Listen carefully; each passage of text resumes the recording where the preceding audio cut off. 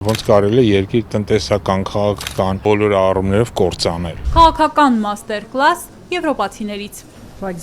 Մենք Ուկրաինայում, Մոլդովայում հարուստ փորձ ենք կուտակել, թե ինչպես օրինակ բազմազանեցնել էներգակիրները։ Առնվազն անհաջող էին Եվրահանձնաժողովի նախագահի օրինակները, ասում է էներգետիկ փորձագետ Արմեն Մանվելյանը։ Մոլդովայի, Ուկրաինայի օրինակով էլ հենց կարելի է հասկանալ, թե ինչ է լինում, երբ սեփական շահից դրդված Եվրոպան ոսկե սարեր է խոստանում։ Այսինքն, երբ որ իրանց ստիպում են, ոնց որ հիմա Հայաստանն է ստիպում, դադարեցնել համագործակցությունը Ռուսաստանի հետ, դա բերում է ոչ թե դիվերսիֆիկացման, դա բերում է տնտեսության քանդման, տնտեսության քայքայման։ Այդ փորձի հիմքում ընկած է արյուն,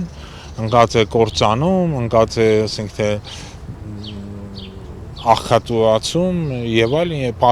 ընկած է պատերազմ եւ այլն։ Որ Վրաստանի օրինակն էլ բերեր, խճանկարն ավելի ամբողջական կլիներ, ասում է Մանվելյանը։ Ներկայացնում է իբրև վրացական ապրանքը բերեք Ռուսաստանի փոխարեն վաճառեք Եվրամիությունում, հենց էլ այդ ապրանքը չգնաց եւ եվրոպական շուկայում չհայտնվեց։ Էներգակիրների բազմազանություն են խոստանում Երևանին, եթե Ռուսաստանը որոշի գազի մատակարարումը դադարեցնել կամ օրինակ գինը բարձրացնել։ Ինչպես են օգնելու Հայաստանին, եթե իրենք էլ արդեն այս հարցում ծանր դրության մեջ են, հարցնում է փորձագետը։ Գիտեք, Եվրամիությունը որոշում է ընդունել այլևս գազ եւ այլն չվերցնել, այդ թվում նաեւ հեղուկացված գազ չգնել Ռուսաստանից, չնայած իրականում այս ընթացքում հեղուկացված գազի արտահանումը դեպի Եվրամիություն միայն ավելացել է։ Պլյուս իրանք գազ են ստանում նաեւ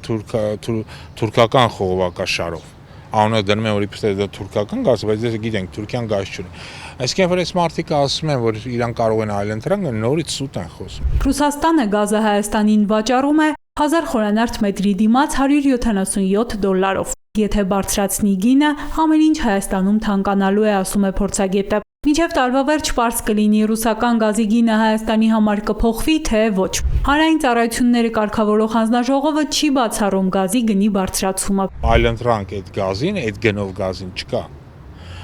Ոչ ոք այդ գնով գազը այլևս չի մատակարարի։ Եվ Իրանը ունի գազի մեծ պաշարներ, բայց Իրանը ինքը այս պատերազմից հետո